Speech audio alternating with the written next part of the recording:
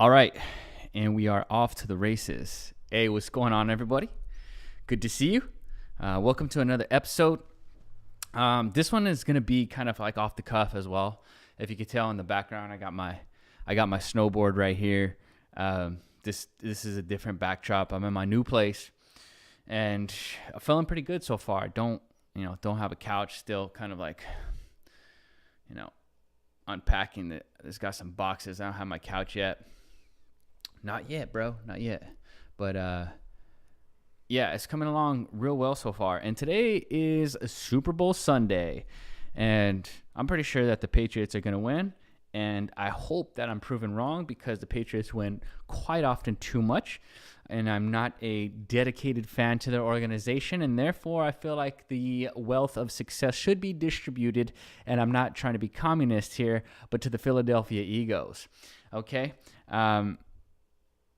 With that being said, what I really wanted to talk about, and this is probably going to be a very, very quick, very, very short, but very, very important episode, because I want to talk about authenticity, and I want to talk about how the ability to be authentic creates a lot more success in your life.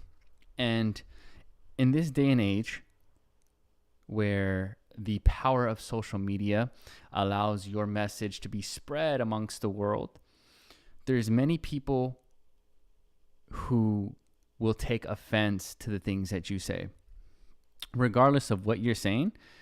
And if you're trying to be super PC about it, super politically correct, or super social justice warrior, as many people call it, for example, Jordan Peterson, then you may be able to scrape by, but that's just going to offend the other side, who are not the social justice warriors, people like Jordan Peterson or a Joe Rogan type. And if you haven't checked these guys out, Joe Rogan or Jordan Peterson, just type in JRE, Jordan Peterson, in YouTube, and you'll get a really good sense of what it means to, or the ability to be authentic. He talks a lot about very important topics, and gives you an example. Say, hey, if you, and maybe you can hear me a little bit better now. Yeah. All right. So if you were, during the time, he reads a lot of literature about the Auschwitz concentration camp. And he has spent a lot of time thinking about, if you were a prison guard that was at Auschwitz and you were a German and you were following orders, could you, if you were that person, do the horrible things that those people did to the Jewish people or whoever was being tortured? And I'm not exactly sure on the history of it, or the facts about it, but the concept was, do you think that you would or could do the things that those people did? And he says that yes, he would have been able to, kill somebody or torture somebody or put somebody in a gas chamber or something like that. Because why? Because we're all human. Like, you like to think that you're holier than thou. But in actuality, you're a human being.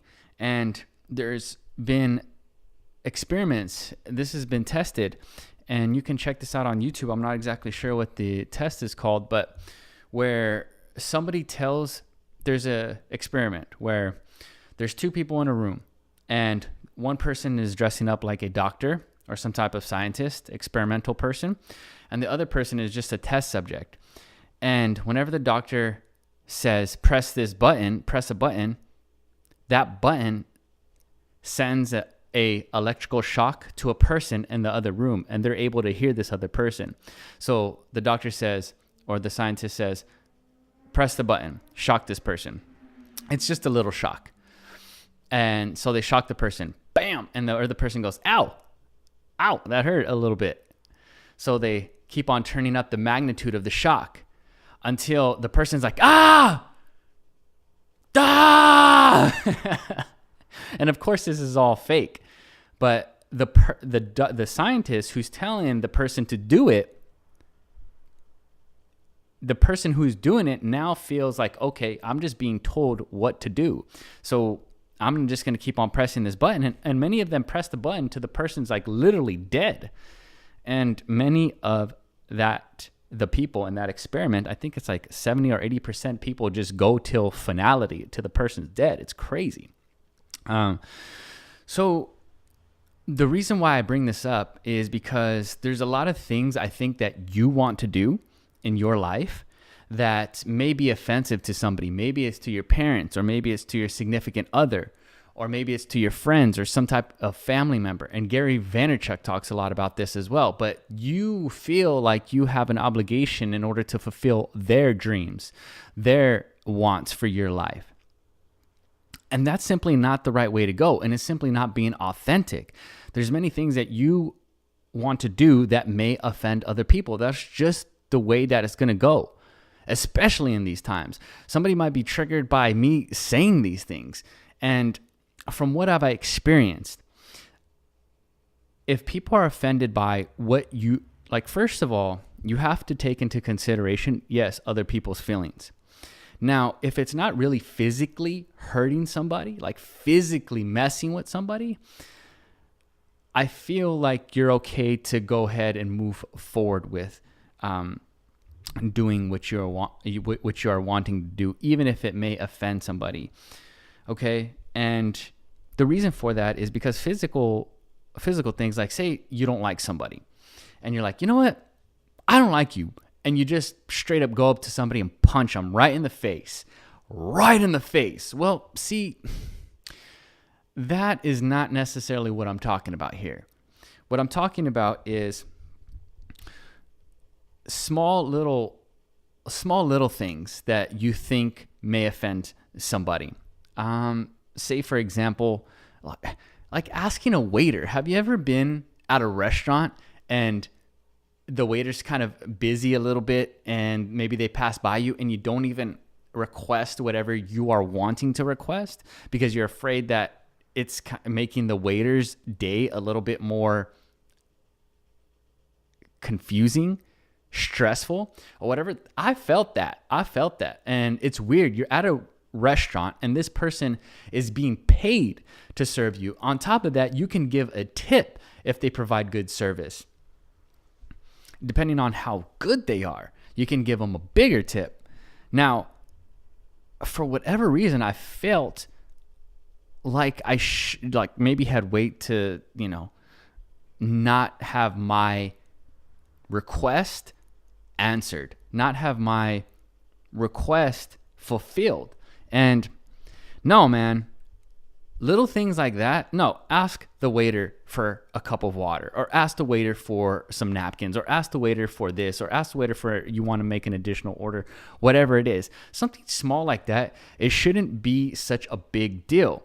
And this is very frustrating because a lot of the times I've experienced these little things where I don't do what I want to do.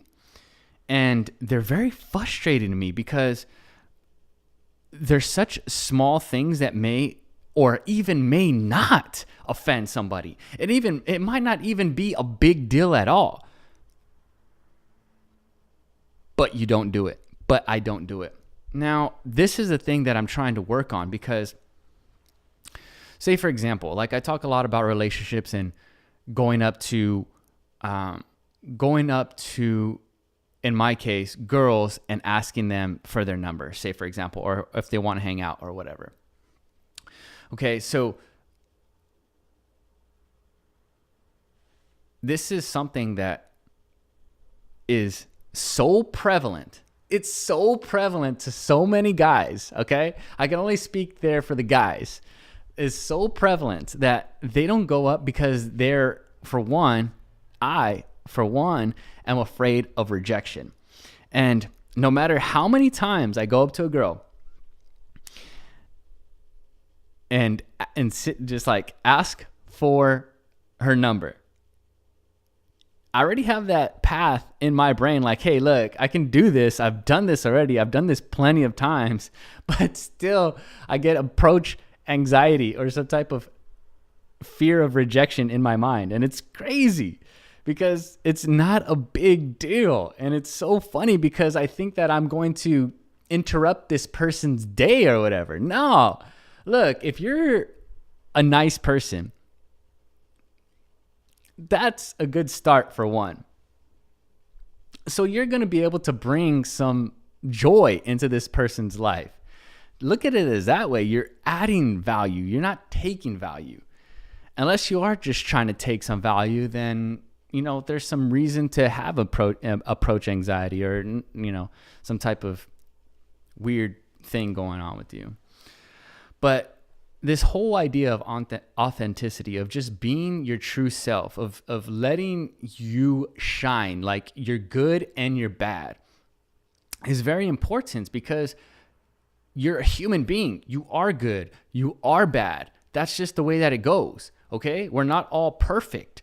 There's nobody that's perfect. So don't try to act false. Don't try to act fake. Just take a breath and then do what you wanted to do in the first place. And if it offends anybody, say sorry. But go for it anyway. Do whatever you're gonna do anyway, because that's the way you get better as a person. And when you get better, Jordan Peterson talks a lot about this topic, like taking care of yourself, doing the things that you know that you should be doing. For example, if you are wanting to go up and talk to a girl because you think she's cute and you would like to hang out with her, then you go do that, bro. Okay? You go do that. Because for one, you're facing your fear, which is so stupid, but it is a fear. You're facing your fear. And then two, you are practicing being authentic. Don't let it go by. Don't waste time. Be a kind person. Be generous and generous of the surroundings that you're in. Be socially adept to what's going on around you. And then go for it. That's pretty much all I really wanted to say. And I'm getting this whole setup figured out. So the next episode, which will probably not be next week, I'll probably do something from Park City in Utah, because that's where I'll be next weekend. So I won't be able to do a podcast like this per se. But I'll try to put something out, some content, because I want to put out some content once a week to be consistent. Everybody, thank you so much for watching. And I hope that you have an excellent weekend. And I hope that you have a great start to your week. Peace.